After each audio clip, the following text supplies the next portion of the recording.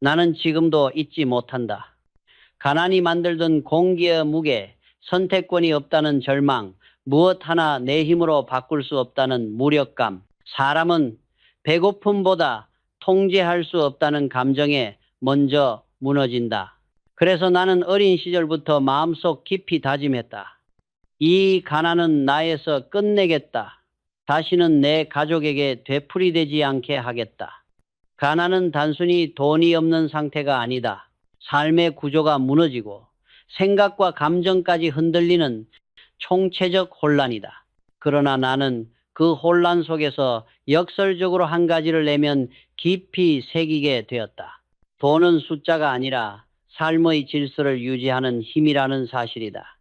질서가 없는 분은 오래가지 않으며 질서를 잃은 삶은 결국 흔들린다.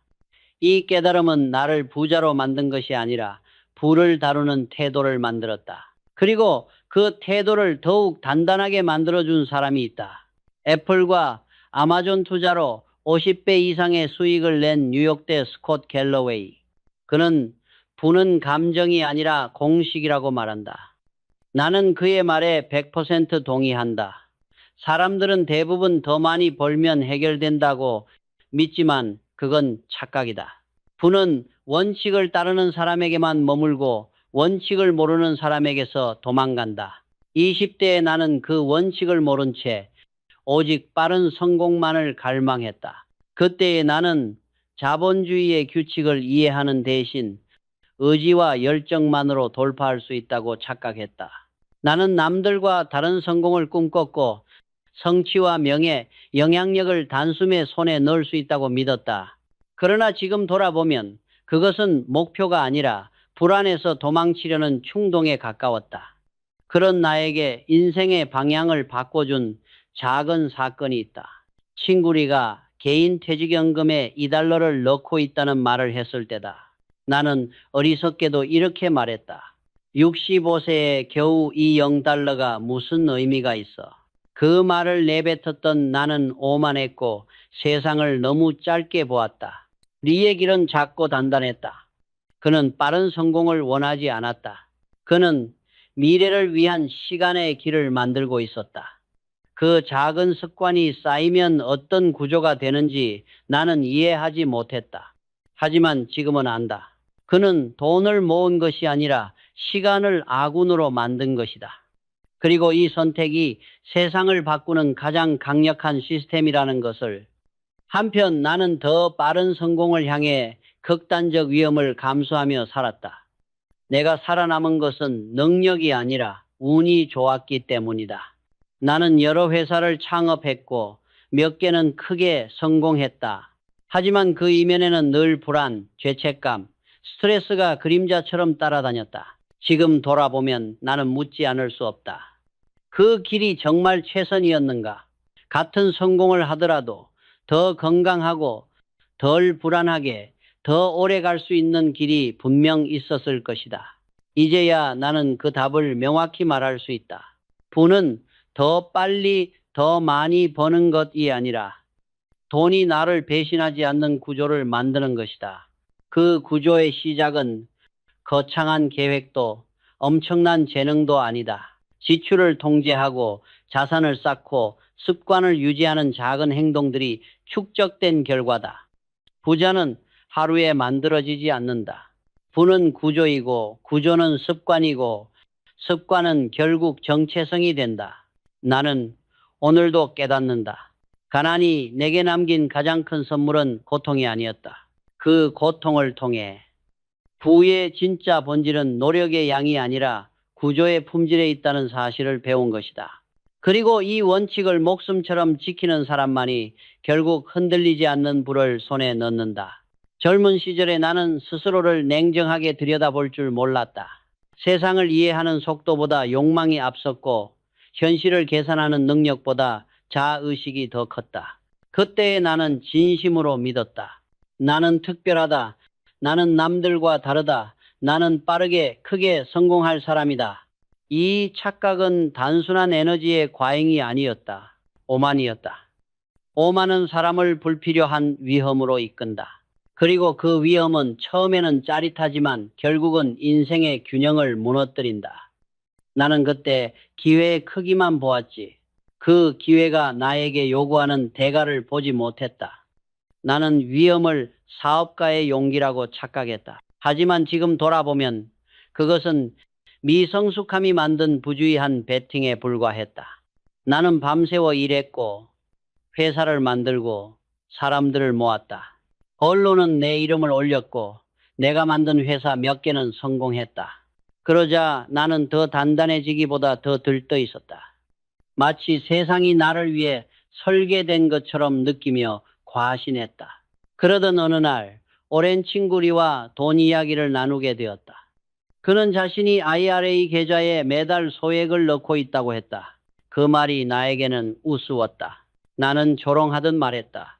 65세에 겨우 몇천 달러가 무슨 도움이 되겠어? 그 말을 내뱉은 나는 지금 생각하면 부끄러울 정도로 세상을 몰랐다. 리의 방식은 느리고 작고 별 볼 일 없어 보였다. 그러나 그 길은 잔잔하지만 단단했고 불필요한 불안이 없었고 무엇보다 시간이라는 가장 강력한 무기를 편들게 하고 있었다. 당시 나는 오로지 한 방만을 바라보며 살았다. 크고 빠른 성공에 목을 맸고 대가를 생각하지 않았으며 위험을 용기라는 단어로 미화했다. 하지만 한 방을 노리며 사는 사람은 항상 불안 속에서 잠들고 아침부터 다시 불확실성과 싸워야 한다. 지금 돌이켜보면 나는 내 인생의 가장 소중한 시간을 불필요한 전투와 불필요한 급함 속에서 태웠다. 내가 얻은 성공이 의미 없는 것은 아니지만 그 성공이 나에게 준 대가가 너무 크지 않았는지 생각하지 않을 수 없다. 만약 그때 내가 니처럼 작지만 지속 가능한 길을 택했다면 내 삶은 덜 불안했을 것이고 내 성공은 덜 위험했을 것이고 내 정신은 훨씬 더 단단했을 것이다. 나는 오래도록 착각했다. 나는 특별하니까 언젠가 몇십억, 몇백억을 벌게 될 것이라고. 하지만 삶은 특별한 기대를 가진 자에게 특별한 혜택을 주지 않는다. 삶이 주는 혜택은 오직 원칙을 지킨 사람, 시간을 아군으로 만든 사람, 구조를 세운 사람에게만 돌아간다. 이 깨달음은 위기 속에서 찾아왔다. 닷컴 버블, 금융위기, 예기치 못한 실패들이 내 앞을 연달아 가로막았다. 한때 성공했던 회사들은 어느 날 갑자기 방향을 잃고 무너졌다. 그때 나는 처음으로 깊이 느꼈다. 내가 쌓아온 것은 구조가 아니라 감정이었구나. 성공했다는 이유로 나는 돈을 지키지 않았고 지출을 통제하지 않았다. 내 마음속에는 막연한 확신만 있었다. 나는 다시 벌 수 있어. 그러나 이 확신은 현실적 근거가 없는 위험한 위로였다. 그러던 어느 날 내 아이가 태어났다. 사람들은 인생에서 가장 행복한 순간이라고 말한다. 하지만 나는 오히려 숨이 막혔다. 기쁨보다 수치심이 먼저 올라왔다. 내가 만든 불안정한 삶이 이제는 아이에게까지 영향을 미칠 것이라는 사실이 나를 무너뜨렸다. 그 순간 나는 비로소 깨달았다. 내가 몰랐던 것이 돈이 아니라 돈을 대하는 태도였다는 것을. 돈은 안다고 되는 것이 아니었다. 돈은 관리해야 하고 관리는 지식이 아니라 습관과 규칙으로 완성된다. 젊음이 주는 가장 무서운 착각은 잘하면 다 해결될 것이라는 믿음이다. 하지만 경험이 쌓일수록 보게 된다. 문제를 해결하는 것은 영감이나 열정이 아니라 지속성과 일관성과 숫자의 정확성이다. 나는 이제 말할 수 있다. 젊음에 빠진 오만을 버리지 않는 사람은 절대 부자가 될 수 없다. 부는 속도가 아니라 방향이며 폭발적인 성공이 아니라 견고한 구조를 만들어가는 과정이다. 리처럼 느린 길을 걸어야 한다는 말이 아니다. 중요한 것은 속도가 아니라 지속 가능한 구조를 세우는 사고방식이다. 이 구조를 갖추지 못한 채 큰 성공을 한다면 그 성공은 언제든 무너질 수 있는 모래성일 뿐이다. 이것이 내가 젊은 날의 오만 속에서 얻은 가장 큰 교훈이다. 한 방의 인생은 존재하지 않는다. 존재하는 것은 단 하나. 매일의 선택이 쌓아 올린 구조뿐이다. 젊은 날에 오만을 뒤로하고 현실을 정면으로 마주했을 때 나는 비로소 한 가지 진실을 인정하게 되었다. 돈을 많이 버는 것이 부자가 되는 것이 아니다. 이 사실을 깨닫는데 너무 많은 시간이 걸렸다. 나는 오랫동안 노력과 능력으로 부를 쌓는 것만이 정답이라고 믿었다. 하지만 진짜 부는 벌어들이는 속도가 아니라 돈이 나를 위해 일하는 시간의 길이로 결정된다. 경제적 자유란 무엇인가? 사람들은 경제적 자유를 큰 돈을 버는 상태라고 착각한다. 그러나 그것은 자유가 아니라 환상이다. 경제적 자유의 핵심은 단 하나다. 불로소득이 생활비를 넘어서는 순간, 그때 비로소 인간은 돈으로부터 독립한다. 불로소득은 단순한 투자 수익이 아니다. 휴식을 취하는 동안에도 자산이 일하고, 잠든 동안에도 수익이 쌓이며, 위기 속에서도 돈이 나를 배신하지 않는 구조를 의미한다. 나는 한참 뒤에서야 이 구조의 힘을 제대로 이해했다. 월급은 능동소득이다. 일하지 않으면 사라지고 일을 멈추는 순간 끊긴다. 능동소득만으로는 인간은 결코 불안에서 벗어날 수 없다. 왜냐하면 능동소득은 시간을 팔아야만 얻을 수 있는 것이기 때문이다. 반면 불로소득은 완전히 다르다. 그것은 시간을 대체하는 부의 시스템이다. 예금과 채권에서 나오는 이자, 기업이 주는 배당금, 부동산이 발생시키는 임대료, 자산 가격이 시간이 지나며 자연스럽게 상승하는 가치, 이 네 가지가 바로 경제적 자유를 만드는 축이다. 많은 사람들은 돈을 벌면 해결된다고 말한다. 하지만 돈을 많이 버는 사람 중 상당수가 여전히 경제적 불안 속에서 살아간다. 왜인가? 그들은 돈을 벌었지만 그 돈이 만들어낼 구조를 만들지 않았기 때문이다. 불로소득이 생활비를 넘지 못하는 사람은 평생 돈을 좇으며 살아야 한다. 아무리 많이 벌어도, 아무리 승진해도, 아무리 성과가 좋아도 지출이 늘어나고 부채가 뒤따르고 불안은 사라지지 않는다. 나는 이 원리를 늦게 깨달았다. 그러나 깨달은 순간 내 인생은 완전히 다른 방식으로 재구성되기 시작했다. 그때부터 나는 돈을 벌기보다 돈이 나를 위해 일하는 구조를 만드는 것에 집중했다. 사람들은 종종 말한다. 경제적 자유는 너무 먼 이야기다. 그러나 나는 단언한다. 경제적 자유는 금액의 문제가 아니라 구조의 문제다. 소박한 삶을 원하는 사람은 적은 불로소득으로도 자유를 얻는다. 풍요로운 삶을 원하는 사람은 그만큼 더 큰 시스템을 만들면 된다. 중요한 것은 얼마 버느냐가 아니라 얼마가 들어오고 얼마가 나가는지를 정확히 아는 것이다. 피터 드러커는 말했다. 측정할 수 없는 것은 관리할 수 없다. 이 말은 기업에만 적용되는 것이 아니다. 개인의 재정에도 똑같이 적용된다. 대부분의 사람들은 자신이 한 해에 얼마를 쓰는지, 얼마가 있어야 안정적인지, 심지어 매달 지출이 얼마나 반복되는지도 모른다. 이것은 기업으로 치면 재무제표 없이 회사를 운영하는 것과 같다. 나는 그 무지의 대가를 혹독하게 치렀다. 돈을 벌면서도 불안했고 성공을 하면서도 초조했다. 그 이유는 단순했다.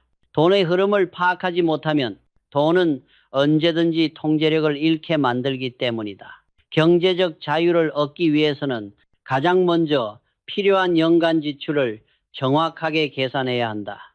이 수치는 절대적인 것이 아니라 개인별로 다르다. 어떤 사람은 소박한 삶을 선택하고 어떤 사람은 넓은 선택지를 원한다. 중요한 것은 방향이다. 내가 원하는 삶을 유지하는 데 필요한 숫자를 정확히 아는 것이다. 이 숫자를 모르는 사람에게 경제적 자유는 추상적 꿈일 뿐이며 숫자를 아는 사람에게 경제적 자유는 경영 가능한 목표가 된다. 불로소득이 생활비를 넘는 순간 삶은 달라진다.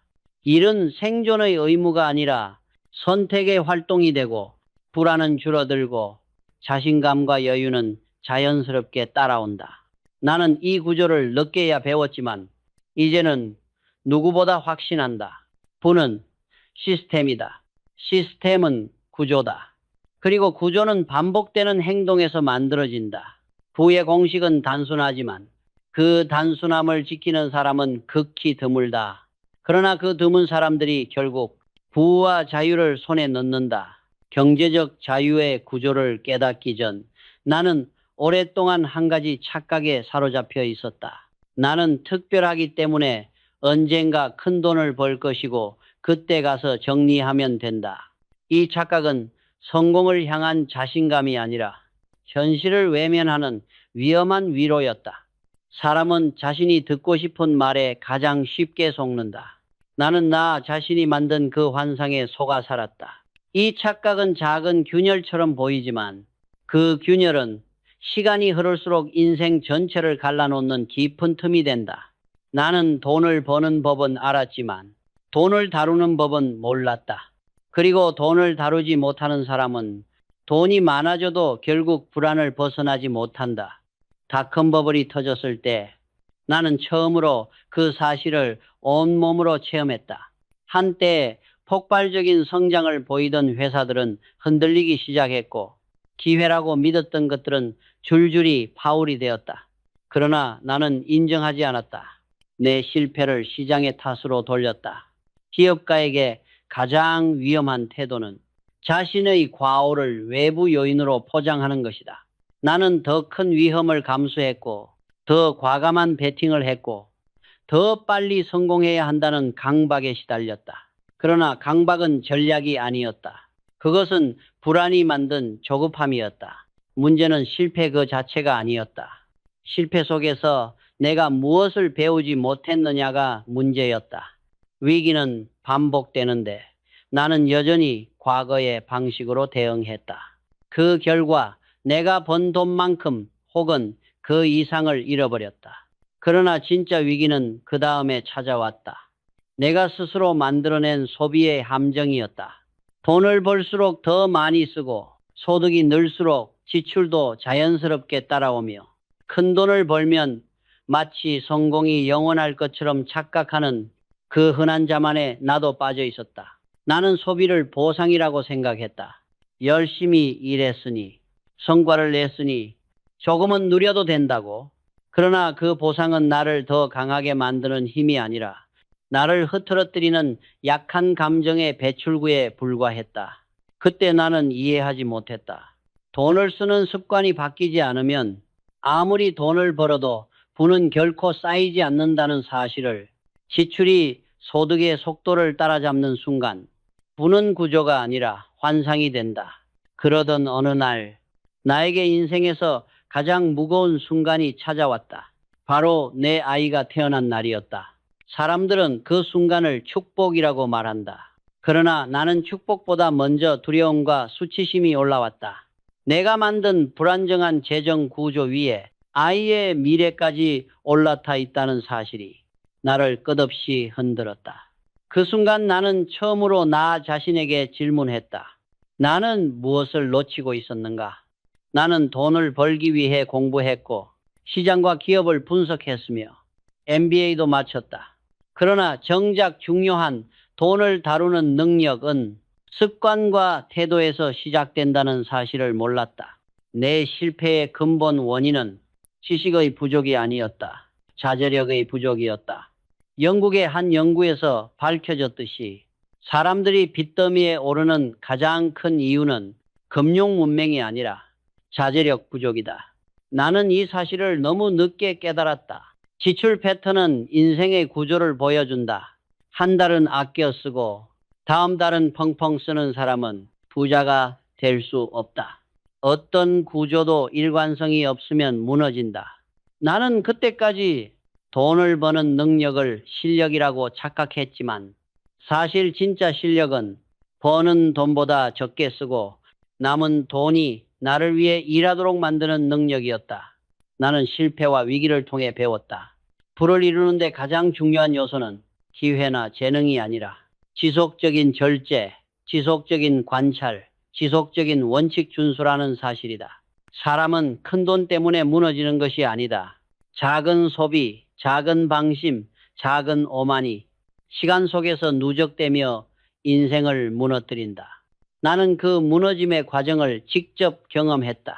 그리고 그 경험이 나에게 단 하나의 결론을 남겼다. 돈을 다루지 못하면 돈은 반드시 인간을 다룬다. 돈을 버는 능력은 사람마다 다르다. 그러나 돈을 지키는 능력은 극소수만이 갖고 있다. 나는 오랜 시간을 돌아보며 깨달았다. 경제적 자유를 가르는 것은 능력의 차이가 아니라 지출을 다루는 태도, 즉 자제력의 구조화다. 자제력을 감정이 아니라 시스템으로 만드는 순간 돈은 비로소 주인을 알아본다. 사람들은 흔히 말한다. 절약이 중요하다. 하지만 절약은 방법이 아니라 결과다. 그 결과를 만들기 위해 필요한 것은 생각보다 훨씬 더 단순하고 훨씬 더 냉정한 규칙들이다. 그 규칙 중 가장 중요한 첫 번째 원칙은 이것이다. 약속된 지출을 만들지 마라. 약속된 지출은 우리의 미래를 잠식한다. 자동차 할부, 카드 할부, 렌탈비, 사고 나중에 내기, 문화, 이 모든 것은 우리가 아직 벌지도 않은 돈을 미리 쓰도록 만드는 함정이다. 사람들은 이것을 편리함이라고 부른다. 그러나 편리함은 언제나 비용을 요구하고 그 비용은 우리의 자유를 조금씩 갉아먹는다. 나는 젊을 때 이 사실을 알지 못했다. 수입이 늘어나면 할부도 감당할 수 있다고 생각했고 지금 이 정도 쓰는 것은 문제없다고 스스로를 납득시켰다. 그러나 미래의 지출을 현재의 판단으로 결정하는 순간 우리는 이미 자유를 잃고 있었다. 내 재정의 가장 혼란스러운 시기 역시 약속된 지출이 가장 많았던 시기였다. 두 번째 원칙은 더 단순하지만 훨씬 더 엄격하다. 지출 패턴의 일관성을 만들어라. 한 달은 아껴 쓰고 다음 달은 급격히 소비하는 사람은 절대 부자가 될 수 없다. 지출의 리듬이 불규칙한 사람은 예산이 흐트러지면 저축이 사라지고 저축이 사라지면 투자를 할 여력이 없다. 나는 이 원칙을 회사 경영과 동일하게 본다. 기업이 매달 비용 구조가 달라진다면 그 회사는 안정성을 잃는다. 사람도 똑같다. 지출은 개인의 재무 손익계산서이고 일관성은 그 손익계산서를 안정시키는 기초 체력이다. 세 번째 원칙은 가장 단순하면서도 가장 많은 사람들이 무시하는 질문 하나다. 이 소비는 정말 필요한가? 이 질문을 던지는 데는 3초 걸린다. 그러나 3초의 질문이 30년의 미래를 바꾼다. 나는 수없이 많은 순간 이 질문을 건너뛰었고 그 건너뛰임의 대가를 나중에 혹독하게 치렀다. 우리는 종종 열심히 일하는 자신을 보상하고 싶어 한다. 그러나 보상은 언제나 감정의 순간이고 감정의 순간에 이성은 약해진다. 나는 그 약함을 오랫동안 인정하지 않았다. 그러나 인정하지 않으면 약점은 사라지지 않는다. 오히려 감춰진 약점이 더 큰 위기를 부른다. 부자는 돈을 많이 버는 사람이 아니라 돈이 새어나가는 구멍을 빠르게 발견하는 사람이다. 가난한 사람은 큰 돈이 없어서 가난한 것이 아니다. 작은 소비, 작은 충동, 작은 무지가 날마다 삶을 파고들기 때문이다. 구멍이 메워지지 않은 그릇은 물을 아무리 채워도 결국 비게 되어 있다. 나는 스스로에게 이렇게 말했다. 돈을 늘리는 것보다 먼저 돈이 사라지는 루트를 차단하라. 이 단순한 원칙이 경제적 안정의 70%를 결정한다. 나머지 30%가 투자, 성장, 기회다. 그러나 대부분의 사람은 이 순서를 뒤집는다. 돈이 새는 구조를 방치한 채 투자와 기회를 논한다. 그러나 기회는 구조가 있는 사람에게만 온다. 돈은 물과 같다. 흐르는 방향이 정해져 있지 않으면 흩어지고 사라진다. 반대로 흐름을 관리하면 작은 양도 강을 만들고 강은 결국 바다에 닿는다. 부의 구조란 결국 흐름을 설계하는 일이다. 나는 늦게 배웠지만 그 누구보다 확신한다. 돈은 벌어야 쌓이는 것이 아니라 세지 않아야 쌓인다. 이는 부자의 철학이 아니라 삶을 안정시키는 가장 기본적인 원리다. 돈을 지키는 힘은 절제에서 나오지만 절제는 의지에서 나오지 않는다. 절제는 규칙, 시스템, 구조에서 나온다. 인간의 의지는 늘 흔들리지만 구조는 흔들리지 않는다. 그래서 부자는 습관을 만들고 가난한 사람은 감정에 휘둘린다. 나는 이제 말할 수 있다. 경제적 자유는 멀리 있는 목표가 아니라 매일의 선택이 쌓여 만든 성벽이다. 그리고 그 성벽의 첫 번째 기둥이 바로 지출에 대한 자제력이다. 돈을 지키는 힘을 구조로 만들기 시작하면 그 다음 단계에서 인간은 한 가지 중요한 사실과 마주하게 된다. 불안, 결국 선택권의 크기로 측정된다는 것이다. 사람들은 부를 금액으로 평가하지만 나는 절대 그렇게 보지 않는다. 돈이 많아도 선택권이 없으면 그는 가난한 사람이며 돈이 적어도 스스로 결정할 수 있다면 그는 부자다. 나는 오랫동안 선택권이 없는 삶을 살아왔다. 돈을 벌었지만 그것은 해야만 하는 일을 벗어나게 해주지 못했다. 외부의 요구에 끌려다니고 상황에 반응하며 돈이 아니라 불안이 나의 행동을 결정하는 구조 속에 갇혀 있었다. 그때 나는 깨달았다. 돈 자체가 중요한 것이 아니라 돈이 만들어주는 자유의 공간이 중요하다. 경제적 자유란 단순히 일을 하지 않아도 되는 상태가 아니다. 일을 선택할 수 있는 능력이다. 원하면 일하고 원하지 않으면 쉬고 기회를 선택할 수 있고 위험을 피할 수 있는 그 여유가 삶을 단단하게 만든다. 이 여유를 결정하는 것은 다름 아닌 시간이다. 인생에서 가장 잔인한 자원은 돈이 아니라 시간이다. 돈은 잃어도 다시 벌 수 있지만 시간은 한 번 지나가면 절대 되돌릴 수 없다. 그리고 그 시간을 어떻게 쓰느냐가 부의 본질을 결정한다. 나는 젊었을 때 시간의 힘을 제대로 이해하지 못했다. 시간을 갈아 넣어 성과를 만드는 것이 능력이라고 믿었다.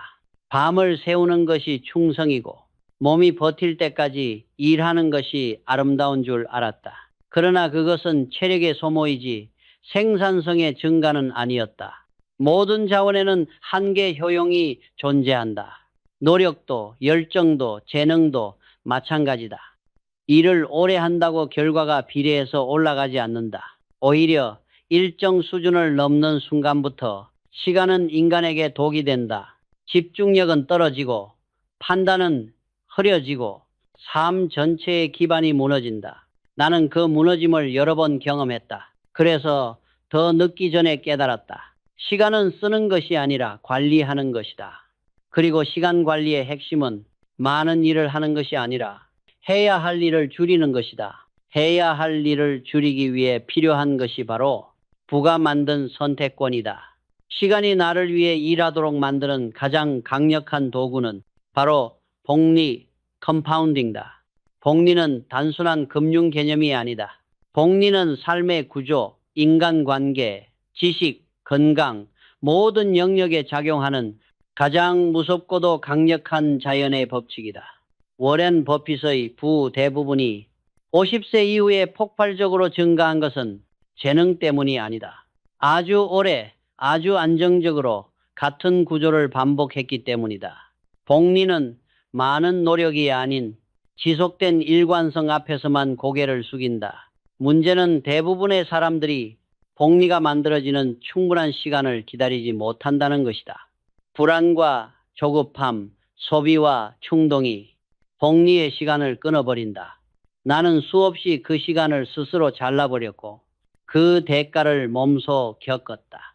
시간은 부자의 친구이지만 가난한 사람에게는 적이 된다. 왜냐하면 가난한 사람은 시간을 단기적으로만 바라보고 부자는 시간을 장기적으로 바라보기 때문이다. 같은 1년이라도 바라보는 방식이 다르면 전혀 다른 인생을 만든다. 나는 이제 안다. 경제적 자유는 단순히 돈이 많다는 말이 아니라 시간을 내가 통제하는 상태를 의미한다. 그리고 시간을 통제하려면 돈이 필요하고 돈을 통제하려면 습관과 구조가 필요하다. 그 구조가 완성되기 시작하면 삶은 전혀 다른 방향으로 움직인다. 불안 대신 관찰이 생기고 조급함 대신 준비가 생기고 감정의 소비 대신 원칙의 선택이 자리 잡는다. 그리고 그 원칙이 켜켜이 쌓여 마침내 선택권이라는 단단한 기반을 만든다. 나는 그 기반을 잃고 살아왔고 이제야 그 기반을 재정비했다. 그래서 누구보다 확신한다.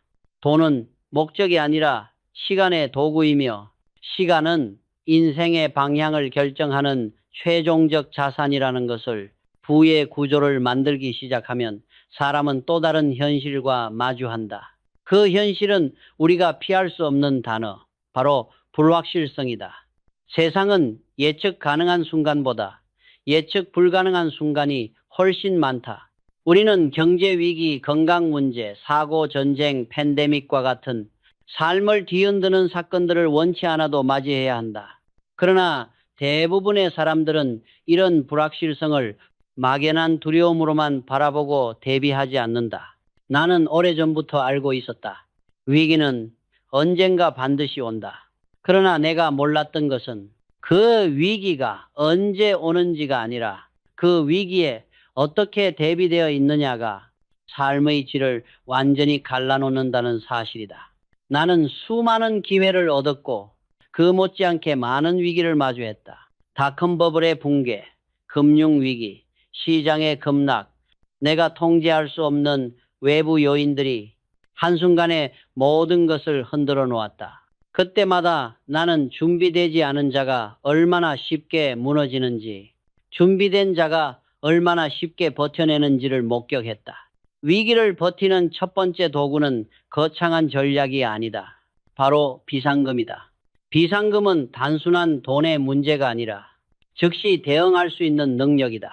자동차가 고장나고 갑작스러운 이사가 필요하고 예상치 못한 의료비가 발생하는 순간 비상금이 없는 사람은 선택권이 없다. 그는 빚을 질 수밖에 없고 그 빚은 또 다른 불안의 사슬을 만들며 삶을 더욱 조이기 시작한다. 나는 비상금의 의미를 늦게 이해했다. 과거에는 빚을 지면 갚으면 된다고 쉽게 생각했다. 그러나 빚은 단순한 숫자가 아니라 시간과 자유를 즉시 빼앗아가는 구조적 손실이라는 사실을 몰랐다.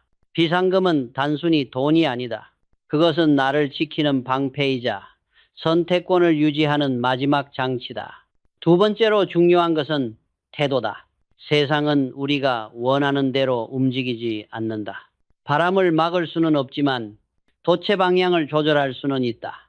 나는 오랫동안 완벽한 계획을 세우는 것이 중요하다고 믿었다. 하지만 인생은 완벽한 계획을 무너뜨리는 방식으로 작동한다. 그래서 계획보다 더 중요한 것은 계획을 고칠 수 있는 유연함이다. 유연함은 흔들림이 아니다. 유연함은 자신의 원칙을 잃지 않으면서 상황에 따라 최적의 선택을 다시 하는 능력이다. 나는 과거에 바꾸지 않는 것이 강함이라고 착각했다. 그러나 진짜 강한 사람은 원칙은 지키되 방법은 바꿀 줄 아는 사람이다. 세 번째는 전문가의 도움을 받는 것이다. 사람들은 종종 모든 것을 스스로 해결해야 한다고 생각한다. 그러나 부가 쌓일수록 세상은 더 복잡해진다. 세금, 법률, 투자, 자산 배분 등 재정이 커질수록 필요한 전문 지식의 양은 기하급수적으로 증가한다. 전문가의 도움을 받는 것은 의존이 아니라 효율과 리스크 관리다. 그리고 마지막으로 나는 시간이 지날수록 한 가지 사실을 깊이 확신하게 되었다. 준비된 사람에게 위기는 기회가 된다. 준비되지 않은 사람에게 위기는 파멸이 된다. 준비된 사람은 위기 속에서도 공황이 아닌 관찰을 하고 두려움이 아닌 판단을 하며 도망이 아닌 설계를 한다. 그들은 흔들리지 않는 기반이 있고 기반 위에서 다시 선택하고 다시 일어선다.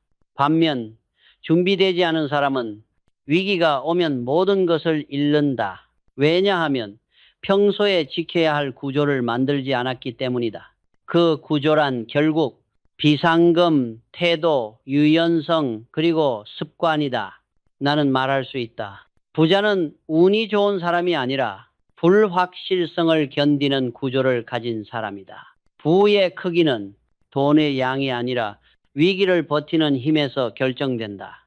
그리고 그 힘은 다행히도 누구나 만들 수 있다. 문제는 의지가 아니라 정해진 규칙을 지키는 끊임없는 반복이다. 작은 행동을 꾸준히 반복한 사람만이 폭풍 속에서도 흔들리지 않는 삶을 가진다. 부의 여정을 오래 걸어오며 나는 한 가지 진실을 확신하게 되었다. 돈은 절대 인생의 목적이 될 수 없다. 그러나 삶을 설계하는데 반드시 필요한 도구다. 돈을 목적화한 사람은 결국 돈의 노예가 되지만 돈을 도구로 사용하는 사람은 삶의 주인이 된다. 그러나 이 단순한 원칙을 실행하는 사람은 놀라울 정도로 적다. 나는 부를 이루는 과정을 뒤돌아보며 깨달았다. 부의 핵심은 한 번의 기회나 특별한 능력, 대단한 재능에서 나오지 않는다. 부의 핵심은 시간, 습관, 정체성, 이 세 가지가 나란히 움직일 때 비로소 생성된다. 이 세 요소를 제대로 다루지 못하면 아무리 많은 돈을 벌어도 결국 삶은 다시 흔들리게 되어 있다. 먼저 시간이다. 시간은 돈보다 무섭다. 돈은 잃으면 다시 모을 수 있지만 시간은 잃는 순간 영원히 사라진다. 그래서 부자는 시간을 어떻게 쓰는가를 가장 중요하게 생각한다. 가난한 사람은 현재의 감정으로 시간을 쓰고 부자는 미래의 구조를 위해 시간을 쓴다. 이 차이가 10년 후, 20년 후 비교할 수 없는 격차를 만든다. 두 번째는 습관이다. 나는 오랜 세월 습관의 힘을 과소평가했다.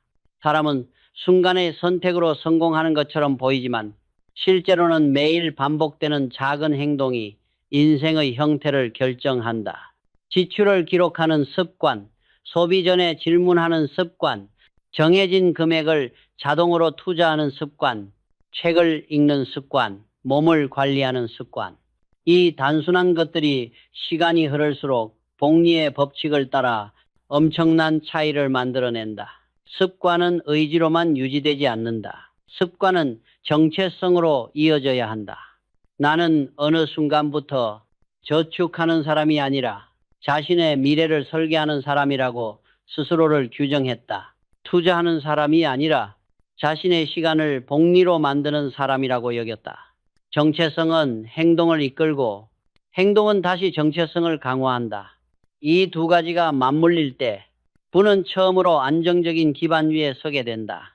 세 번째는 정체성이다. 정체성은 스스로를 바라보는 기준이다. 나는 과거에 스스로를 언젠가 큰 돈을 벌 사람이라는 막연한 기대 속에 가두었다. 그러나 그 기대는 행동의 근거가 되지 못했고 오히려 나의 관리를 흐트러뜨렸다. 정체성은 미래의 환상이 아니라 현재의 행동을 가능하게 만드는 확고한 기준이어야 한다.